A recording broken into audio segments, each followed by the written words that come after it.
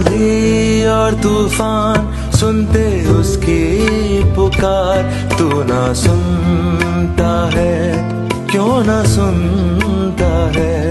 वो तेरे द्वार पे है खड़ा और पुकारता है, तू ना सुनता है। प्रभु यीशु मसीह के सर्वश्रेष्ठ नाम में आपको अभिवादन। पवित्र शास्त्र बाइबल में यशायाह के 53वें अध्याय के 5वें वचन में ऐसा लिखा है, परंतु वह हमारे ही अपराधों के कारण घायल किया गया, वह हमारे अधर्म के कामों के कारण कुचला गया, हमारी ही शांति के लिए उस पर ताड़ना पड़ी कि उसके कोड़े खाने से हम लोग चंगे हो जाएं। पवित्र बाइबल में बताए गए कठोर दंड में पत्थर फेंक कर मारने का दंड का भी प्रावधान था। परमेश्वर की निंदा करने वाले अर्थात परमेश्वर के विरुद्ध बोलने वाले और गाली गलौज करने वाले को पत्थर फेंक कर मार डाला जाता था। जिद्दी, शराबी और बेलगाम होकर माता पिता को कष्ट देने वाले पुत्र को भी पत्थर मारकर मारने की सजा दी जाती थी।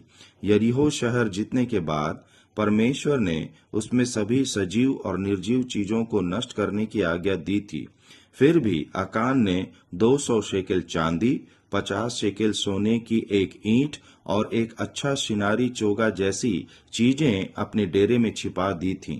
परमेश्वर के आज्ञा का उल्लंघन करने के दोषी पाए गए आकान के पूरे परिवार को उसके घर और जानवरों सहित पत्थर मारकर नष्ट कर दिया गया।